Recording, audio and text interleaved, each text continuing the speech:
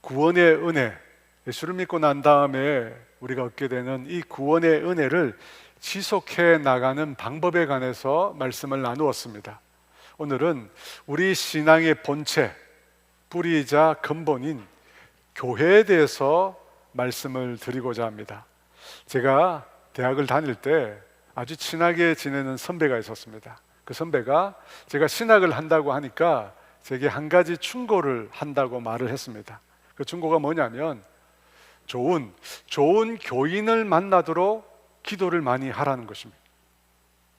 제가 그 말을 처음 들었을 때 아니 무슨 말을 그렇게 하나, 좋은 교인이 없으면 교인을 만들면 되지, 그렇게 제가 생각했습니다. 좋은 교인을 내가 만들면 되지, 그렇게 생각을 했는데 지금까지 25년 사역을 해오면서 제가 절실히 깨달은 게 뭐냐면 그 선배의 말이 참 맞다는 생각이 듭니다.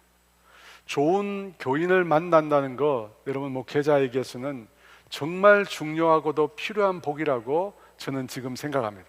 그런 면에서 저는 참 좋은 복을 받은 목회자라고 믿어 의심하지 않습니다. 여러분도 그렇게 생각하시죠? 믿어 의심하지 않습니다. 누가 했는지는 모르겠는데 그런 말이 있습니다. 인생의 방황은 예수 그리스도를 만나면 끝나고 신앙의 방황은 좋은 교회를 만나면 끝난다. 여러분 혹시 들어보신 적이 있습니까? 좋은 교회를 만나면 신앙의 방황이 끝난다고 합니다. 그리고 좋은 교회를 통해서 우리의 신앙도 건강하게 성장하는 것입니다. 그렇다면 성경에서 말씀하는 교회, 그 교회는 어떤 곳일까요? 이 교회란 말은 헬라어로 아마 들어보셨을 텐데 에클레시아, 정확하게는 에크클레시아입니다. 에크클레시아라고 하는데 이 말의 뜻은 불러 모으다는 뜻입니다. 이 세상에서 하나님께서 불러 모으신 자들을 가리켜 교회라고 합니다.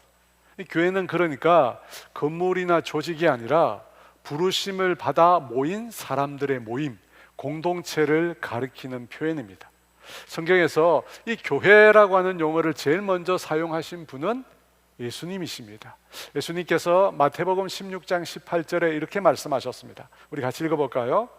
또 내가 내게 이르노니 너는 베드로라, 내가 이 반석 위에 내 교회를 세우리니 음부의 권세가 이기지 못하리라.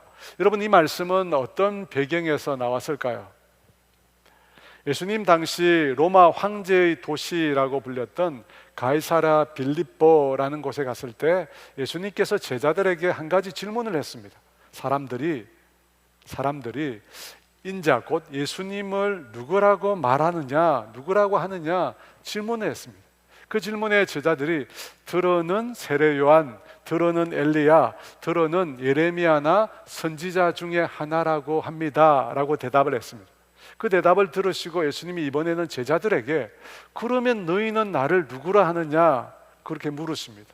그 질문에 시몬 베드로가 주는 그리스도시요 살아계신 하나님의 아들이십니다 라고 답을 합니다.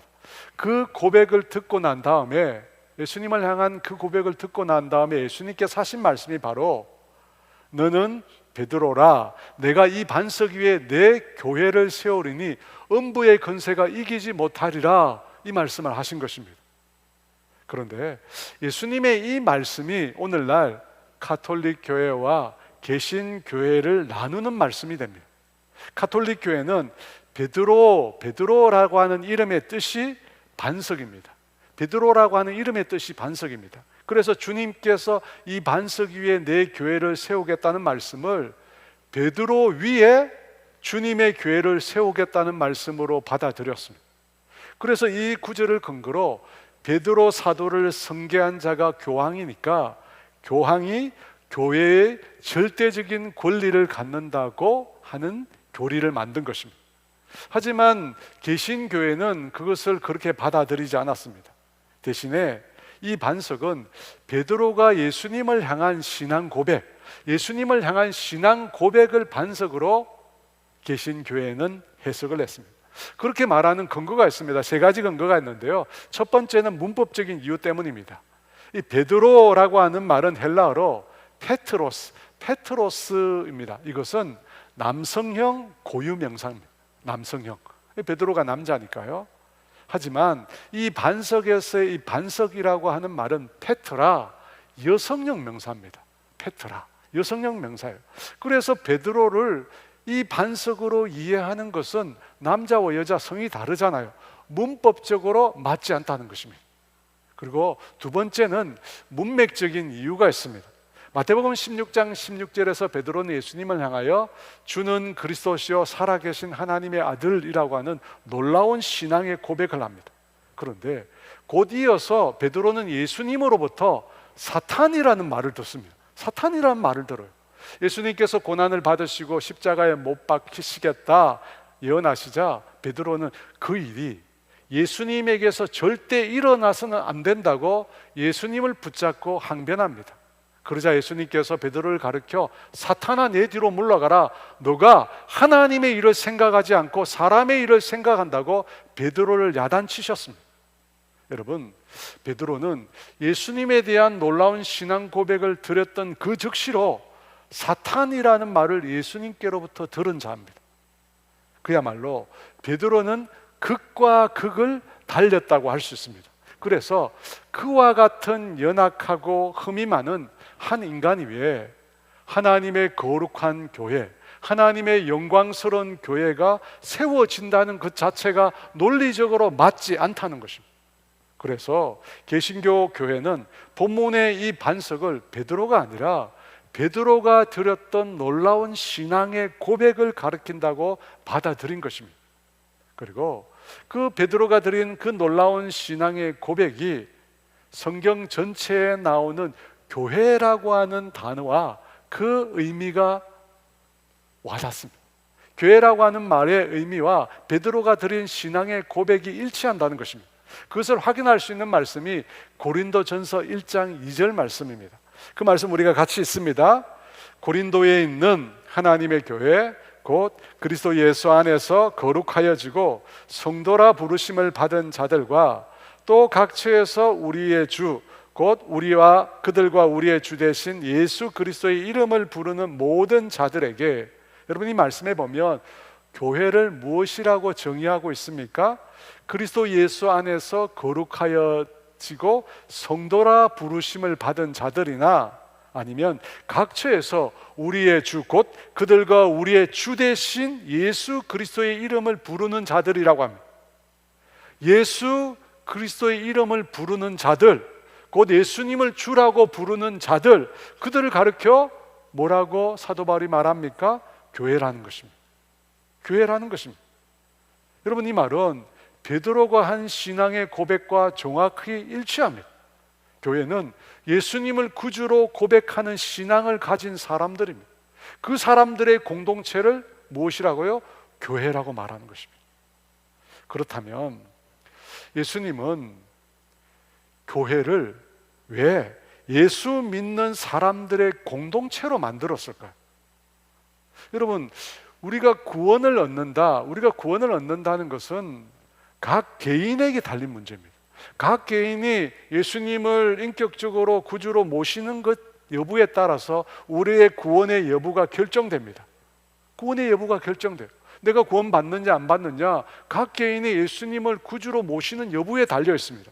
그런데 왜 그 믿는 자들을 모아서 공동체를 만드신 것일까요?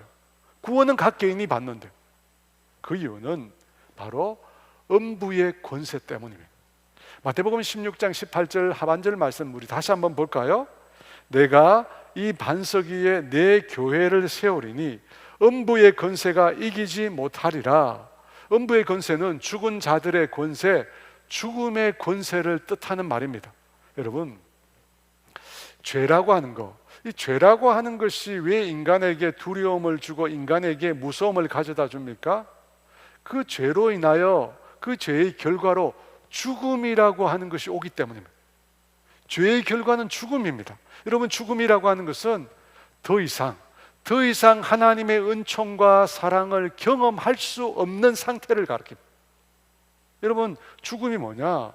더 이상 하나님의 은총과 사랑을 경험할 수 없는 상태입니다. 그 죽음으로부터 자연인 인간은 결단코 벗어날 수 없습니다. 근데 그 죽음의 권세가 무엇으로부터 오는 것입니까? 죄로부터 오는 거거든요. 여러분, 악한 영인 사탄이 우리 가운데 힘을 발휘할 수 있는 여건이 있습니다.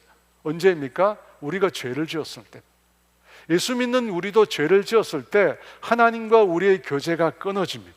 하나님과 우리가 멀어집니다. 그때부터 악한 영인 사탄이 우리 가운데 강력하게 역사하는 것입니다. 왜 주님께서 교회라고 하는 것을 믿는 사람의 공동체로 만드셨는가? 바로 이 사탄의 공격으로부터 우리를 지키시기 위해서입니다. 여러분, 성경에 보면 사탄의 공격을 어떻게 묘사했느냐면 우는 사자처럼 삼킬 자를 찾는다고 묘사했습니다. 왜 이렇게 비유했을까요?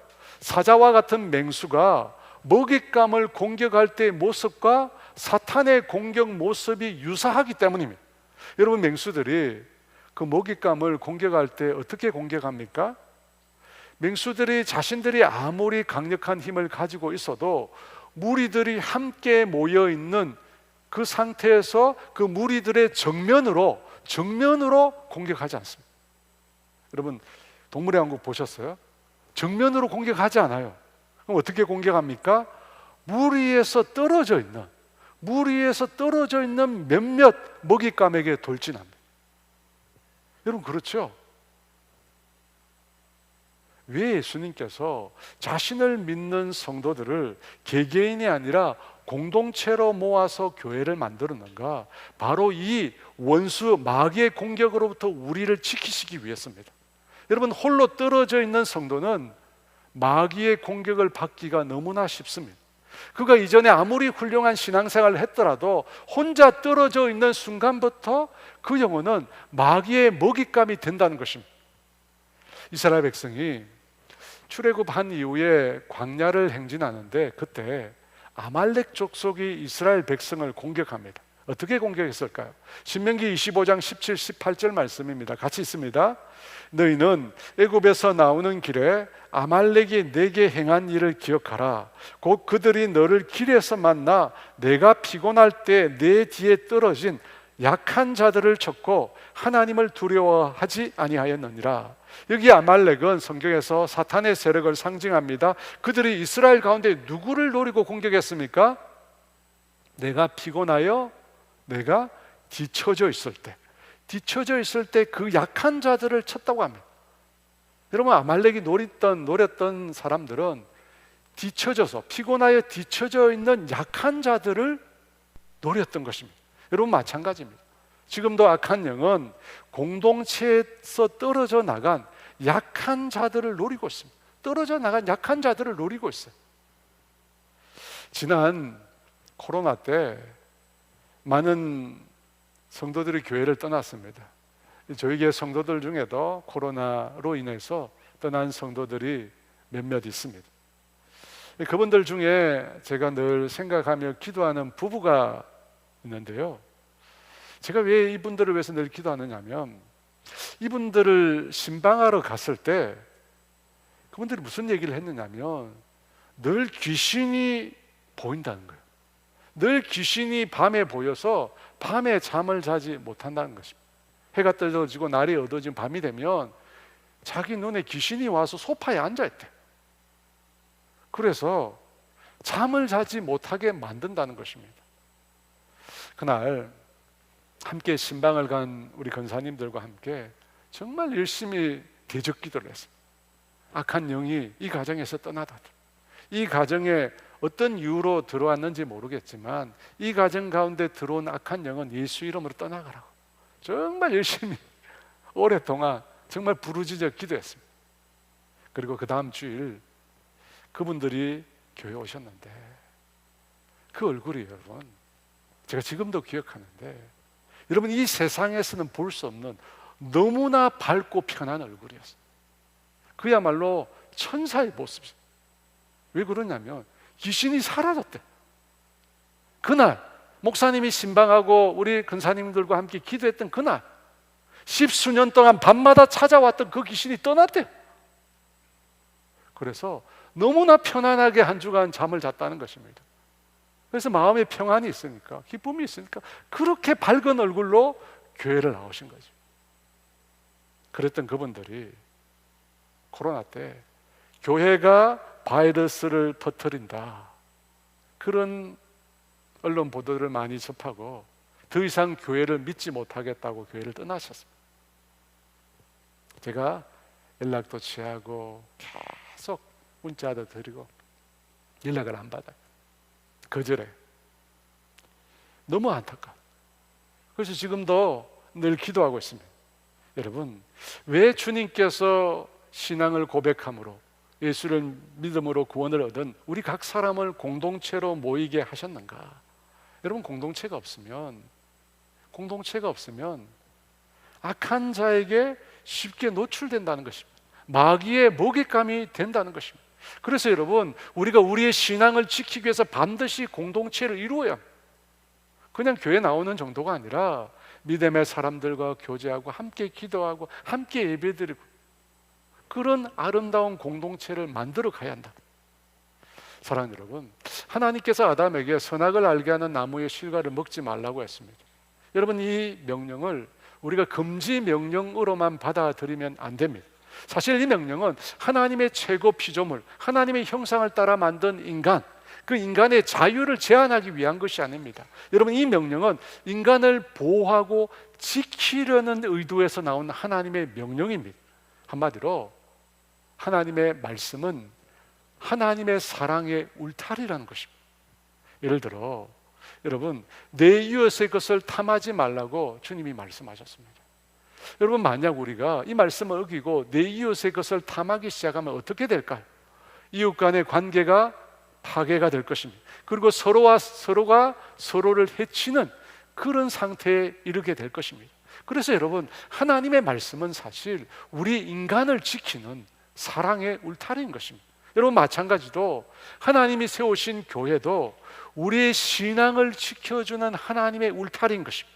악으로부터 음부의 근세로부터 성도들을 지켜주는 것이 교회라는 것입니다. 성도들을 지켜주는 것이 교회입니다. 전도서 4장 12절에 이렇게 말씀하셨습니다. 우리 같이 있습니다.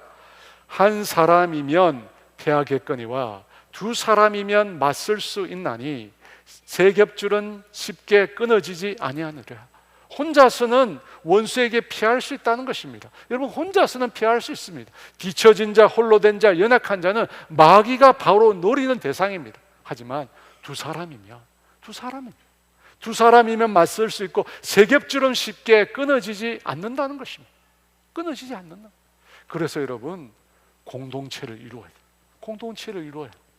나를 위해서 늘 기도해 줄 수 있는 사람이 내 곁에 있어야 하는 것입니다.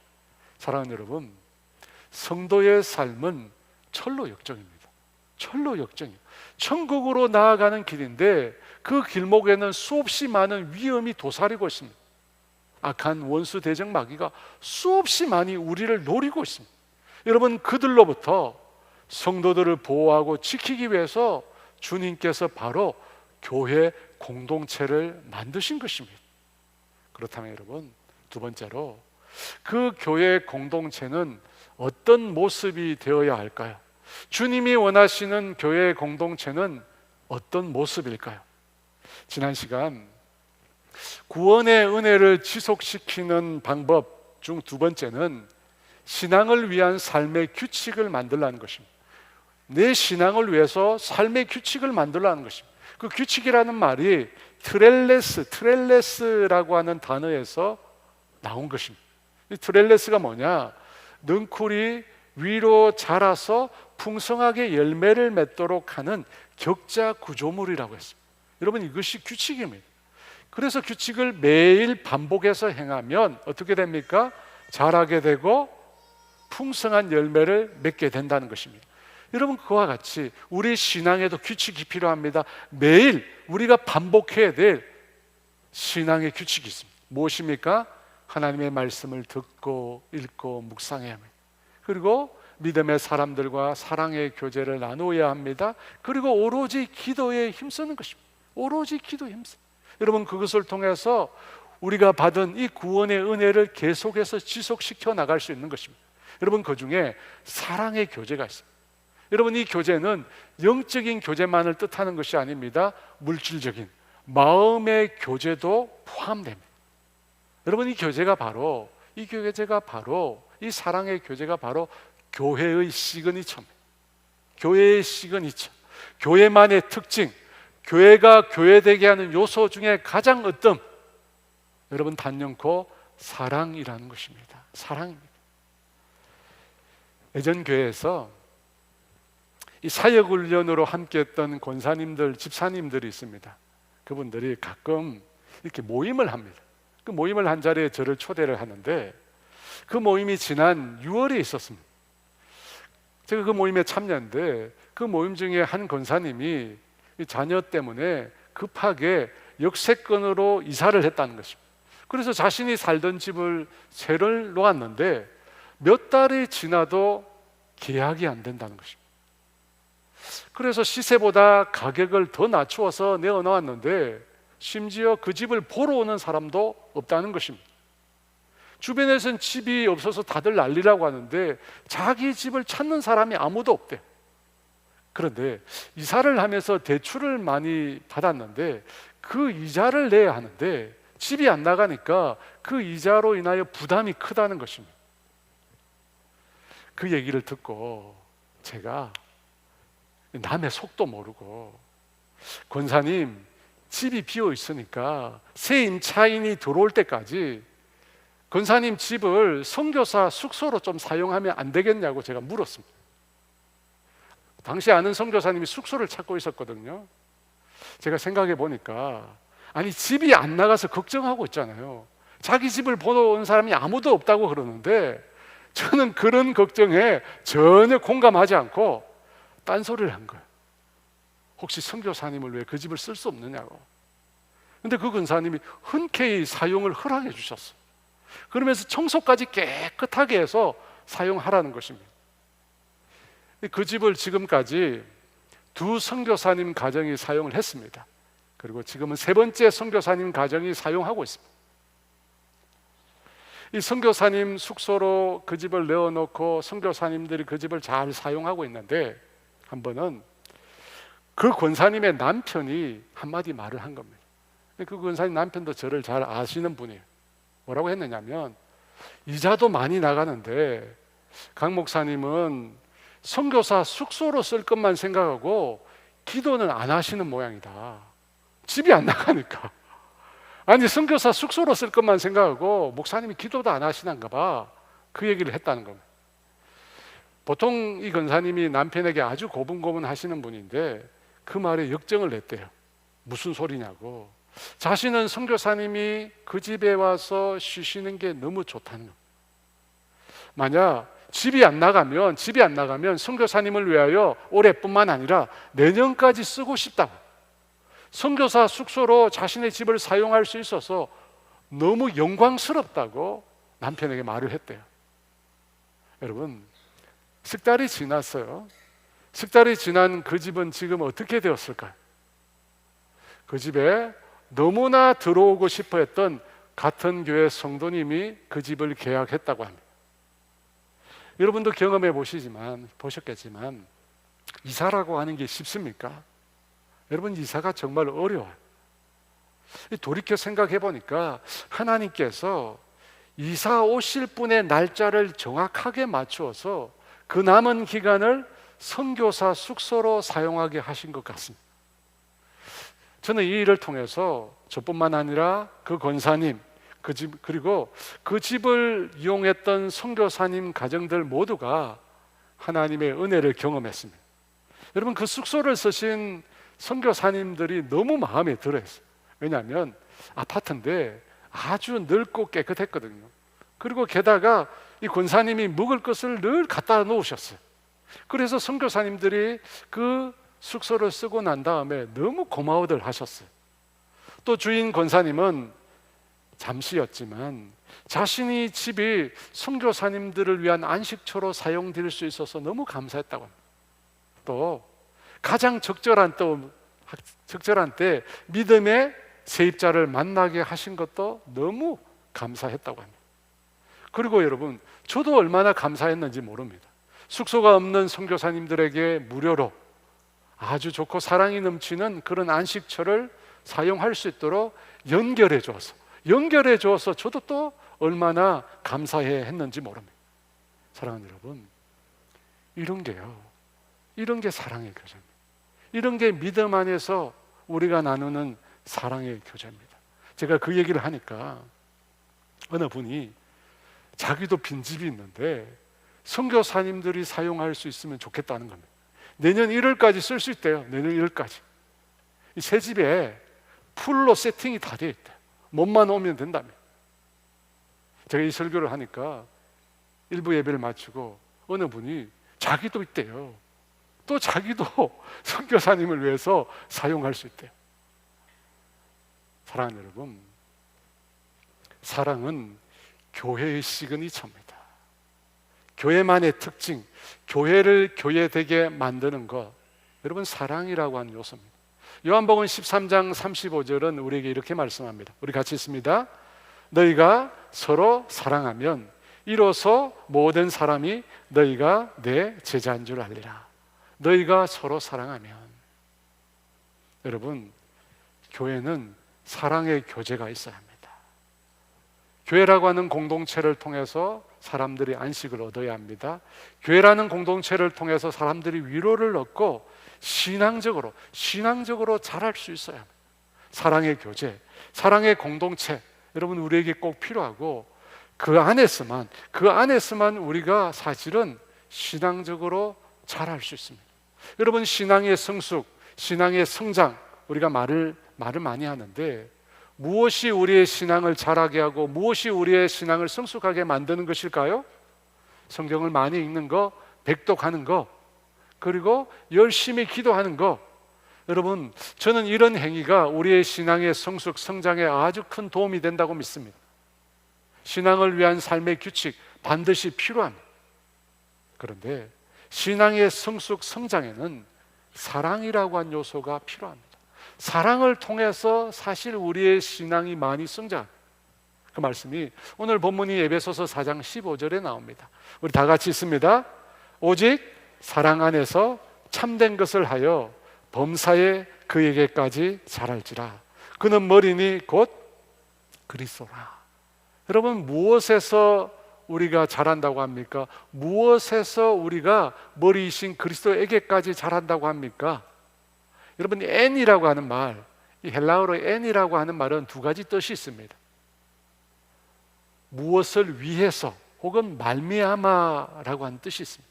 여러분, 사랑 안에서라고 하는 말은 사랑으로 말미암아 그리스도에게까지 자란다는 것입니다. 사랑으로 말미암아. 그렇습니다, 여러분. 우리의 신앙은 사랑을 통해서 자라는 것입니다. 사랑의 교제, 사랑의 공동체를 통해서 자라는 것입니다. 여러분, 자녀들이 무엇을 먹고 자랍니까? 부모의 사랑을 먹고 자랍니다. 부모의 사랑을 먹고 자란 아이들이 건강한 자녀로 자랍니다. 마찬가지로 신앙도 사랑의 교제, 사랑의 공동체 안에서 사랑을 경험한 사람들이 건강한 신앙으로 자라는 것입니다. 그런데 사랑이라고 하는 말이 말처럼 쉽지 않잖아요. 우리가 다 경험한, 말은 누구나 쉽게 합니다. 하지만 사랑이라고 하는 말이 실천하는 것은 쉽지 않습니다. 근데 성경에 보니까 초대교회에서는 놀라운 사랑을 했다는 것을 우리가 발견합니다. 사도행전 4장 32절 말씀인데요, 우리 같이 읽습니다. 믿는 무리가 한 마음과 한 뜻이 되어 모든 물건을 서로 통용하고 자기 재물을 조금이라도 자기 것이라고 하는 이가 하나도 없더라.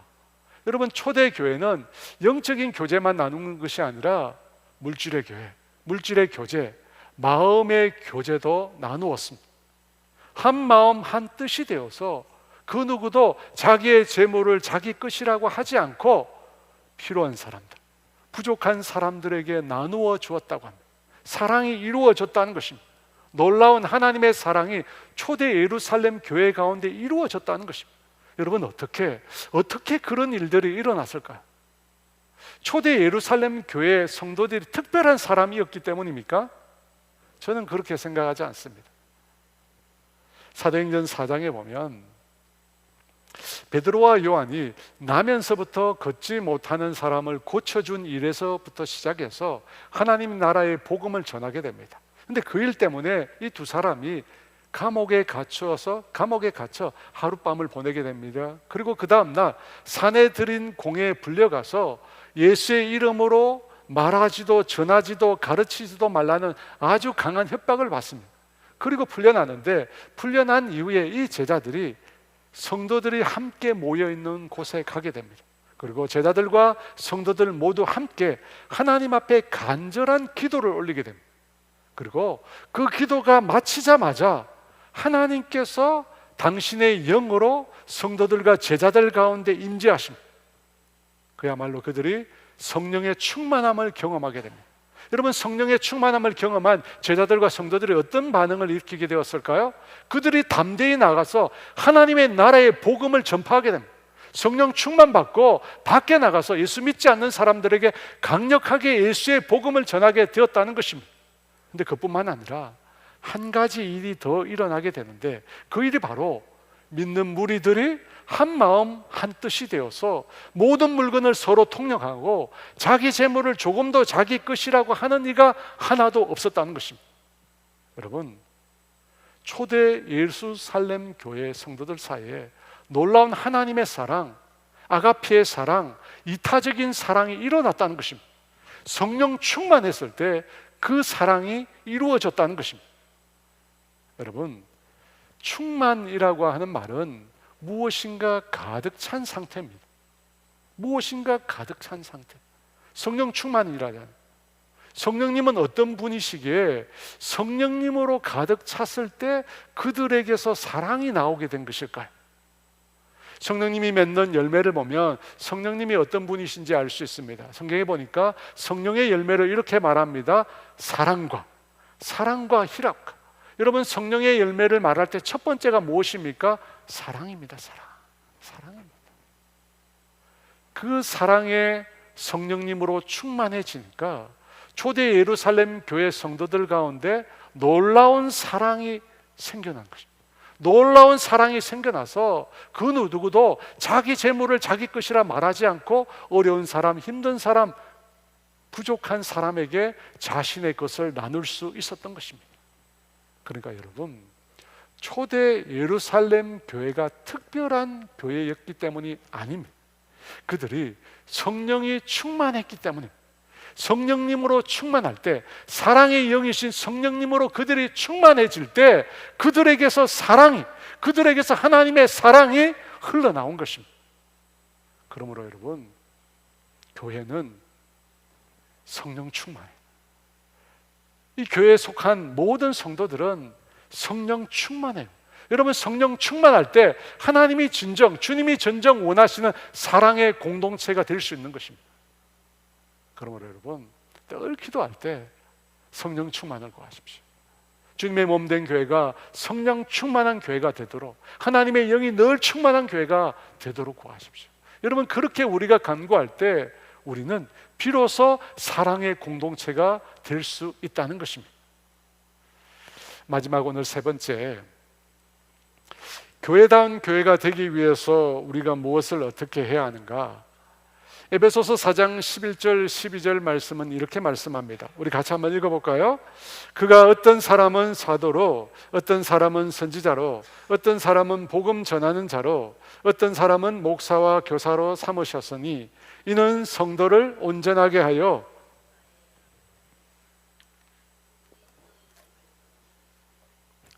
여기서 그는 주님을 가리킵니다.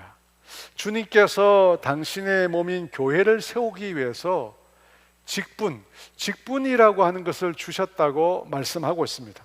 여기서 말하는 사도, 선지자, 복음 전하는 자, 목사, 교사는 모두 초대 교회의 직분을 가리킵니다. 오늘날과는 조금 다르죠? 여러분, 사도라는 것은 교회를 개척하는 직분을 말합니다. 선지자는 하나님의 말씀을 대변하는 직분을 말하고, 복음 전하는 자는 전도자, 예수의 복음을 전하는 전도자를 뜻하고 목사는 목양, 영혼을 돌보는 직분을 말합니다. 교사는 하나님의 말씀을 가르치는 자를 말하는 것입니다. 그런데 여러분, 그 직분을 통해서 어떤 일을 했다고 합니까? 성도를 온전하게 하고 봉사의 일을 하게 하며 결국 그리스도의 몸을 세우게 했다고 합니다. 그리스도의 몸을 세우게 했대. 온전하게 한다는 말은 보디빌딩을 뜻합니다. 몸을 건강하게 만드는 것이. 또 그 직분을 통해서 봉사의 일을 했다. 봉사의 일. 여러분, 명칭은 다르지만 당시에도 장로라고 하는 직분이 있었습니다. 집사의 직분도 있었어요. 사도행전 20장 28절에 보면 장로들을 향한 직분, 그 직분이 어떤 일을 하는지를 이렇게 나와 있습니다. 같이 읽어볼까요? 여러분은 자기를 위하여 또는 온 양떼를 위하여 삼가라. 성령이 그들 가운데 여러분을 감독자로 삼고 하나님이 자기 피로 사신 교회를 보살피게 하셨느니라. 여기서 여러분은 에베소 장로들을 가리킵니다. 사도 바울이 에베소 장로들에게 말한 것입니다. 무엇을 위해서 그들이 부르심을 받았다고 말합니까? 무엇을 위해서 장로들을 하나님이 부르셨다고 말씀합니까? 양떼를 위한 감독자로, 양떼를 위한 감독자로. 그래서 하나님께서 자기 피로 사신 교회를 보살피게 했다고 합니다. 여러분, 장로님이 무슨 일을 하는 사람입니까? 양떼를 위한 감독자로 주님이 피로 사신 교회를 보살피는 것입니다. 여러분, 이걸 보면 목사와 장로가 같은 직분임을 알 수 있습니다. 여러분, 보살피는 게 목양이거든요. 영혼을 돌보는 것입니다. 그릇된 길로 가지 않고 주님이 원하시는, 주님이 기뻐하시는 길로 갈 수 있도록 보살피는 것입니다. 여러분, 그것이 목사와 장로의 직분이 행하는 것입니다. 집사 직분도 마찬가지입니다. 사도행전 6장에 보면 이 집사님이 나옵니다. 집사님이 나옵니다. 사도행전 6장 3절과 4절 말씀입니다. 같이 있습니다. 형제들아, 너희 가운데서 성령과 지혜가 충만하여 칭찬받는 사람 7을 택하라. 우리가 이 일을 그들에게 맡기고 우리는 오로지 기도하는 일과 말씀 사역에 힘쓰리라 하니. 사도행전 6장에 보면, 이 말씀이 나오는 사도행전 6장에 보면 초대 예루살렘 교회의 상황이 나옵니다. 수없이 많은 사람들이 복음을 듣고 교회 안으로 들어왔습니다. 공동체를 형성했습니다. 이 믿는 사람들이 많아지면서 교회 안에 한 가지 문제가 발생하게 됩니다. 무슨 문제냐? 유다 지역 외에 헬라 지역 출신의 과부들이 교회에서 행하는 구제에서 빠지게 되었다는 것입니다. 헬라 지역, 그러니까 유대 지역 말고 헬라 지역 출신의 과부들이 교회에서 전하는 구제의 명단에서 빠졌다는 것입니다. 그 일 때문에 교회 안에서 원망의 소리가 들려온 것입니다.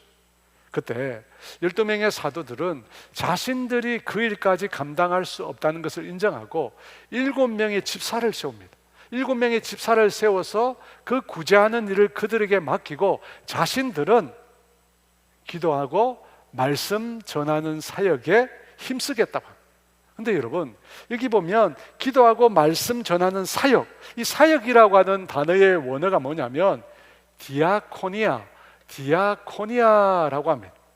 근데 여러분, 이 단어가, 기도하고 말씀을 전하는 이 사역이라고 하는 이 단어가 7 집사들이 행하는 구제와 봉사라고 하는 단어와 똑같은 단어입니다. 여러분, 그 말은 무슨 뜻입니까? 사도들이 행하는 기도와 말씀 사역과 집사들이 행하는 구제와 봉사라는 것이 다르지 않다는 것입니다. 똑같다는 것입니다. 여러분, 기도와 말씀으로 섬기는 일과 구제와 다른 봉사의 일을 하는 것과 여러분 같다는 거예요. 같기 때문에 똑같은 단어를 사용하는 것입니다. 사랑하는 여러분, 교회 내에서 직분이 행하는 모든 봉사는 그 중요도가 같습니다. 다만 역할이 다른 거죠.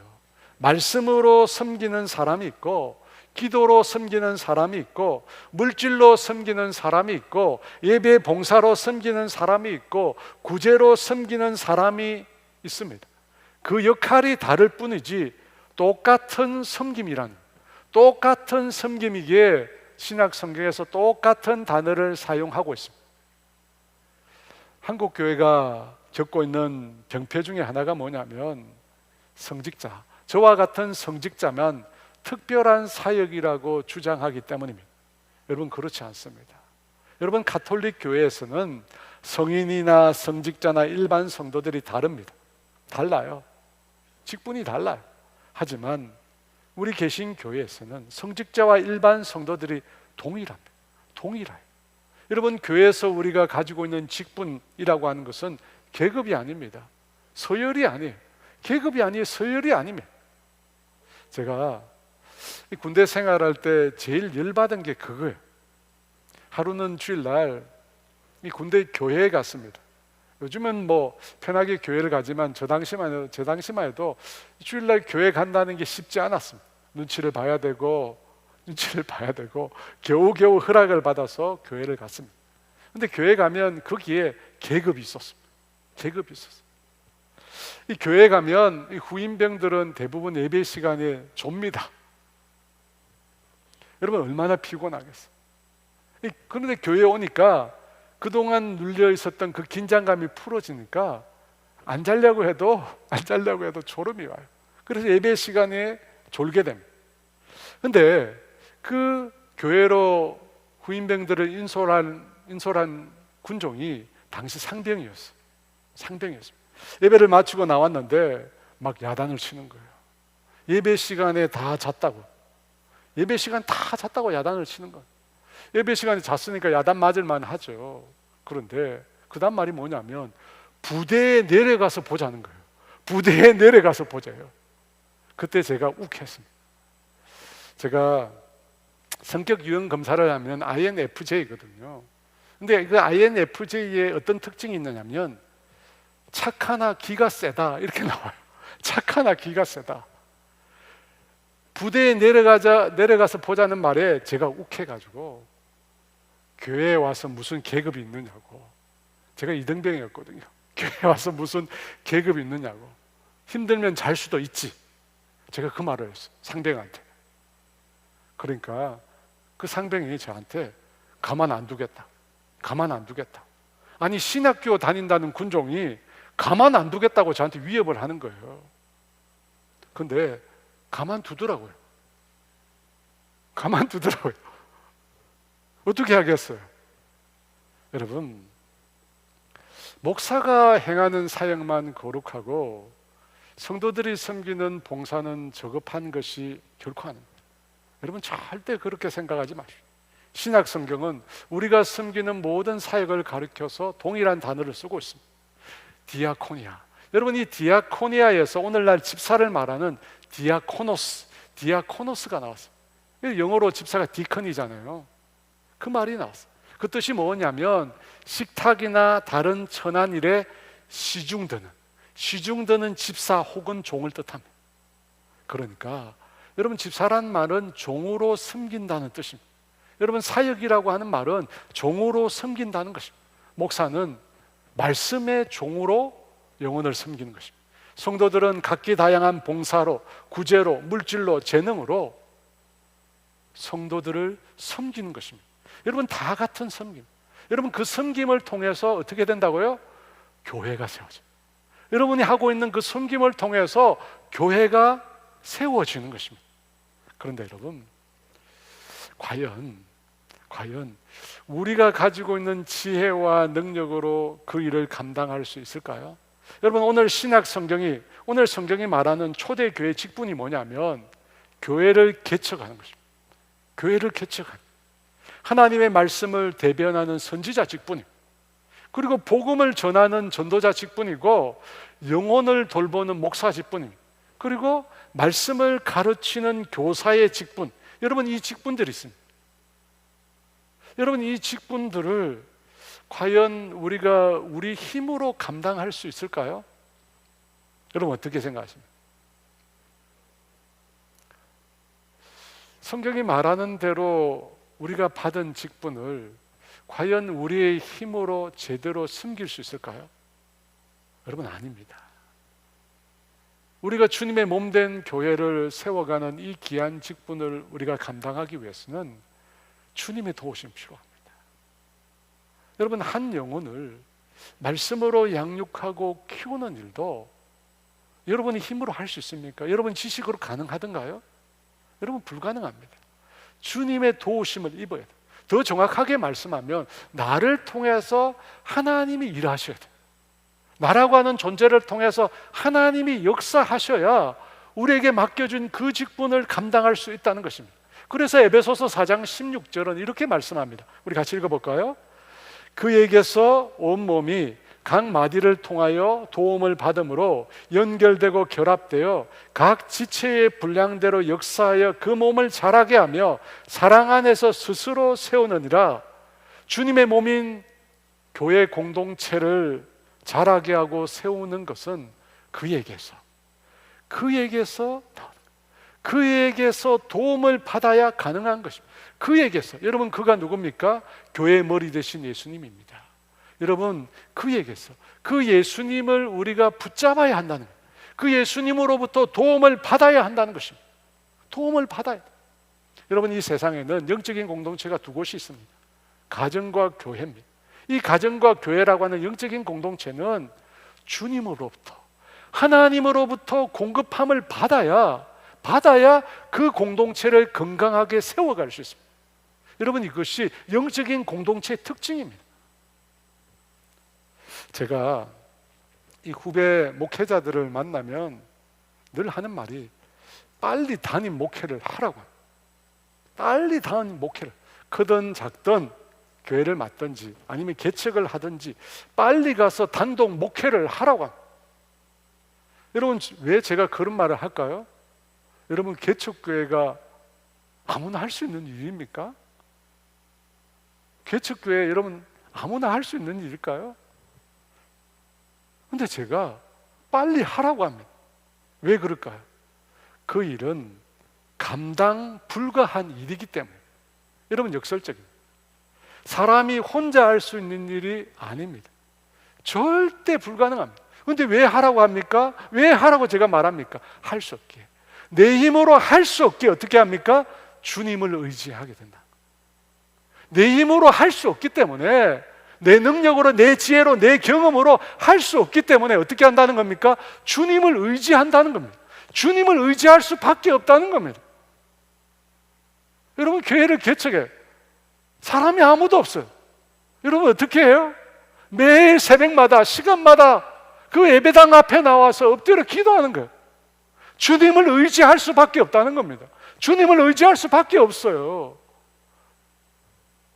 여러분, 사실 그 주님을 의지하는 게 우리 신앙이에요. 여러분, 신앙이 뭐예요? 여러분, 예수 믿는 신앙이 뭡니까? 하나님 의지하는 거예요. 내 힘으로, 내 능력으로 아무것도 할 수 없다는 사실을 깨닫고 오직 하나님을 붙드는 거예요. 하나님 붙드는 거예요. 여러분, 주님을 의지하는 것, 그것이 신앙의 성숙이고, 주님을 의지하는 것, 그것이 교회를 세우는 것, 세우는 거예요. 그래서 제가 개척하라는 말이 뭐냐면 주님을 의지하라는 거예요. 철저히 주님을 의지하라는 거예요. 여러분, 목회자, 저와 같은 목회자의 위기가 무엇인지 아십니까? 모든 교회 사역에 익숙해지는 거예요. 익숙해지는 거예요. 지금 제가 하고 있는 이 설교에 익숙해지는 것입니다. 강단이 이곳에 서서 말씀을 전하는 일이 더 이상 떨리고 두려운 일이 아닌 것입니다. 여러분, 그게 위기예요. 여러분, 그게 위기예요. 여러분, 이 강단은 기도하지 않으면 오를 수 없는 자리예요. 여러분, 이곳은 기도하지 않으면, 엎드려 새벽마다 하나님을 붙들지 않으면 오를 수 없는 자리예요. 근데 그게 하나님을 붙들지 않으면 오를 수 없는 자리가, 오를 수 있는 자리가 되면, 익숙해지면 그게 문제예요. 여러분, 우리의 신앙이 다 마찬가지 아니에요? 다 마찬가지 아니에요? 하나님 없이도 할 수 있으면, 하나님이 없이도 할 수 있으면, 하나님 없이도 할 수 있으면 그게 진짜 위기인 거예요. 왜? 신앙은 하나님을 붙드는 거예요. 신앙은 하나님을 의지하는 거예요. 여러분, 신앙의 성수, 교회의 올바른 성장, 주님을 떠나서 가능합니까? 주님을 의지하지 않고 가능합니까? 주님께로부터 공급함이 없이 가능합니까? 불가능합니다. 그래서 진정한 성수, 내 힘으로 할 수 없다는 것을 뼈저리게 느끼는 것에서 시작되는 거예요. 내 힘으로 아무것도 할 수 없다는 걸 뼈저리게 느끼는 그때 진짜 신앙이 시작되는 거예요, 여러분. 사랑하는 여러분, 여러분 혹시 여러분 삶에서 여러분이 도무지 감당할 수 없는 문제가 있습니까? 자녀의 문제, 재정의 문제, 관계의 문제, 여러분 도저히 감당할 수 없는 문제가 있습니까? 그 문제는 주님께서 여러분에게 뭘 말씀하시는 것일까요? 하나님을 의지하라는 거예요. 하나님을 의지하라는 거예요. 단지 의지하는 게 아니라 하나님을 절대적으로, 하나님 아니면 이 문제를 해결할 수 없습니다. 하나님 아니면 이 문제로부터 내가 벗어날 수 없습니다. 그걸 가지라는 거예요. 너희가 나를 떠나서는 너희가 아무것도 할 수 없습니다. 여러분, 이게 신앙이에요. 이게 신앙입니다. 여러분, 신앙은 내 힘으로 하는 거 아닙니다. 내 힘으로, 직분과 봉사 내 힘으로 하는 거 아닙니다. 교회를 세워가는 거 내 힘으로 하는 거 아닙니다. 내 힘으로 할 수 없는 겁니다. 내 힘으로 할 수 없어요.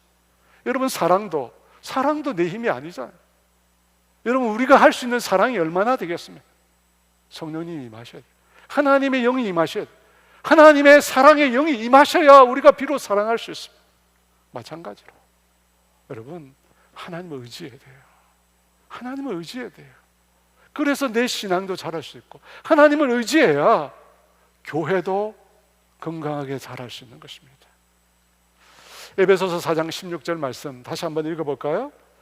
그에게서 온몸이 각 마디를 통하여 도움을 받음으로 연결되고 결합되어 각 지체의 분량대로 역사하여 그 몸을 자랑해 하며 사랑 안에서 스스로 세워나느라. 그에게서 모든 것이 주님으로부터 나오는 것입니다. 주님 아니면 불가능합니다. 오직 주님이 도와주셔야 합니다. 여러분, 거기서부터 나오는 거예요. 내 힘으로 할 수 없다 깨닫는 그 순간부터 주님을 의지하게 되고, 내 힘으로 할 수 없다 깨닫는 그 순간부터 주님을 의지할 때 주님이 그때 역사하는 거예요. 주님이 그때 일하시는 거예요. 주님이 그때 우리를 붙들어 주시고 우리의 삶 가운데 역사하시는 것입니다. 그러므로 여러분 자신의 삶과 몸된 교회에 세워가는 일이 진정 주님으로부터, 주님을 의지하는 것으로부터 시작하는 저와 여러분 되시기를 주의 이름으로 축원합니다.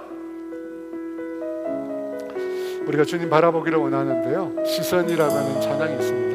이 찬양 함께 드리며 주 앞에 함께 나아가겠습니다.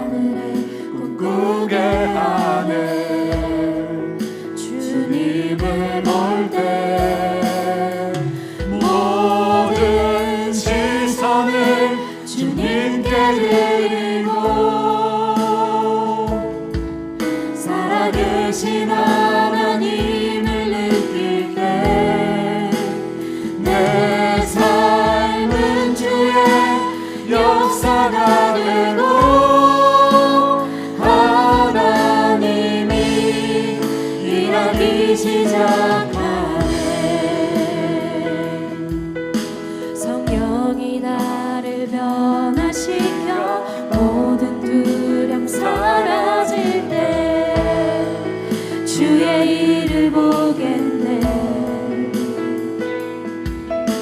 황폐한 땅 한가운데서 주님 마음 알게 되니 주님을 볼 때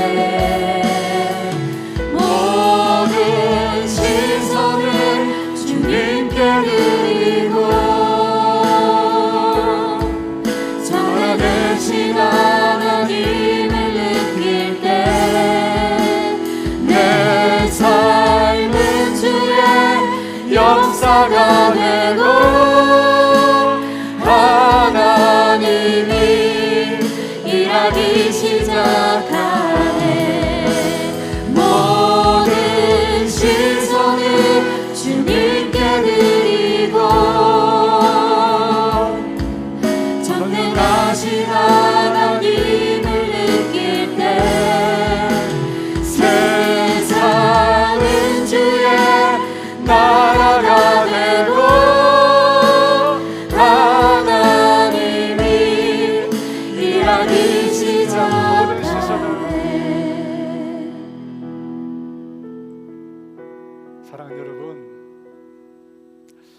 여러분 삶 가운데 분명히 있을 겁니다.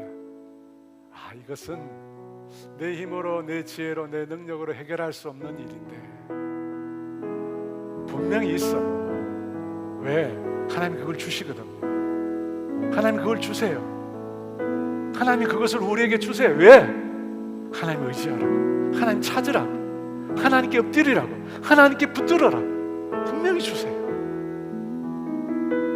근데 많은 경우 우리가 그걸 그냥 묻어둬요. 여러분, 묻어둔다 해결되는 거 아닙니다. 해결되지 않습니다. 여러분, 그 문제를 가지고 주님 앞에 나가야 돼요. 그리고 주님 앞에 솔직하게 고백하시고 기도하세요. 주님, 내 힘으로 할 수 없습니다. 너희가 나를 떠나서는 너희가 아무것도 할 수 없다고 했습니다. 할 수 있는 게 아닙니다. 할 수 있으면 주님 찾을 이유가 없죠. 할 수 없습니다. 여러분, 이 시간 그 문제를 가지고 주님 앞에 나아가세요. 그리고 주님 앞에 고백하며 주님 도와달라, 주님 의지하기를 원한다, 주님 붙들기를 원한다, 주님 내가 할 수 없습니다, 주님 도와주시고 주님 내 삶 가운데 일하여 달라고 우리 주여 외쳐 같이 기도합니다. 주여! 모든 시선을 주님께 드리고 살아계신 하나님을 느낄 때 내 삶은 주의 역사가 되고 하나님이 일하기 시작하네. 내게로부터 눈을 들어 주를 보기 시작할 때 주의 일을 보겠네. 내 작은 마음 돌이키사 하늘에 꿈꾸게 하네. 주님을 볼 때 모든 시선을 주님께 드리고 살아계신 하나님을 느낄 때 내 삶은 주의 역사가 되고 하나님이 일하기 시작하네. 여러분, 한 번 더 기도하기를 원합니다. 예수님은 교회를 너무 사랑하셨어요. 남편이 아내를 사랑하듯이 그리스도께서 교회를 사랑하시고 자신을 주셨다고 했습니다. 하나님께서 피로 값주고 사신 교회라고 했습니다. 이 반석위에 내 교회를 세우겠다. 예수님은 그 교회를 너무 사랑하셨어요. 그 교회를 만들기 위해서 이 땅에 오셨거든. 그 교회는 구원의 통로가 되기 때문입니다. 여러분, 그 교회를 위해서 기도할 때 몸된 우리 분당 어른교회를 위해서 기도했으면 좋겠습니다. 우리 교회가 신앙의 울타리가 되게 해 주십시오. 그래서 이 교회를 드나드는 모든 사람들이 주님의 이르는, 주님에까지 이르는 신앙의 사람이 되게 해달라고, 한 영혼도 잃어버리지 않도록, 한 영혼도 잃어버리지 않도록 여러분 위해서 기도해 주시고, 하나님 이 교회가 사랑의 공동체가 되게 해 주십시오. 서로의 아픔을 감싸 안고 물질과 마음을 서로 나누는, 여러분 사랑 안에서, 사랑의 공동체 안에서 건강한 신앙이 나옵니다. 사랑의 공동체 될 수 있다. 세 번째로는 하나님 우리에게 맡겨진 직분 우리가 감당해서 주님이 원하시는 교회로 든든하게 서가는 교회 되게 해달라고 여러분 몸된 분당 어른교회를 위해서 이 시간 우리 주의 주 같이 한번 기도합니다. 주여! 일하기 시작하네. 모든 시선을 주님께 드리고 살아계신 하나님을 느낄 때 내 삶은 주의 역사가 되고 하나님이 일하기 시작하네. 모든 시선을 주님께 드리고 존귀하신 하나님을 느낄 때 세상은 주의 나라가 되고 하나님이 일하기 시작하네.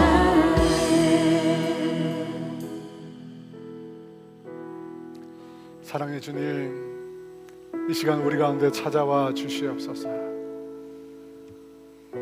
주님, 내 힘으로, 내 지혜로, 내 능력으로 해결할 수 없는 삶의 문제들이 있습니다. 오직 주님만이 하실 수 있는 일. 아버지, 그 일을 나에게 주시면 주님을 의지하라는 것입니다. 주님을 붙들라는 것입니다. 주님을 의지하고 붙들 때 주님께서 우리 가운데 임하시고 우리의 삶의 문제를 해결해 주시겠다, 주님 말씀해 주십니다. 사랑하는 성도들이 주님을 붙들게 하여 주시옵소서. 주님만 온전히 의지하게 하여 주시옵소서. 사랑하는 주님, 몸된 교회가 한 영혼도 잃어버리지 않는 교회, 사랑으로 가득한 사랑의 공동체, 맡겨진 직분들을 감당하여 몸된 주님의 교회를 세우는 교회, 그런 교회 되게 하여 주시옵소서. 지금은 우리 주 예수 그리스도의 은혜와 하나님의 다함이 없는 사랑하심과 성령님의 교통하심과 인도하심과 위로하심이 온전히 주님만 의지하겠다고, 온전히 주님만 붙들겠다고 결단하는 사랑하는 성도들 위해 이제로부터 영원토록 함께 하시기를 간절히 축원하옵나이다.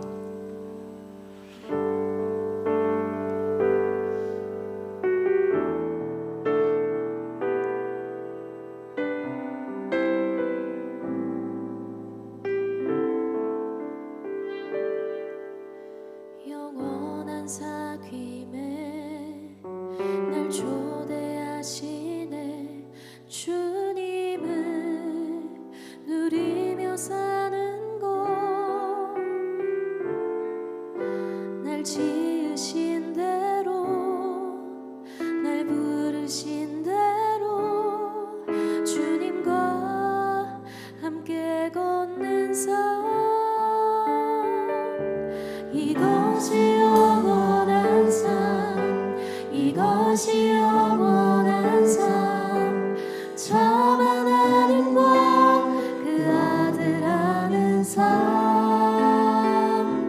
이것이 영원한 삶, 이것이 영원한 삶, 내가 주 안에, 주는 내 안에 늘 거하는 삶. 영원한 사귐에, 영원한 사귐에 날 초대하시네. 주님을 누리며 사는 곳,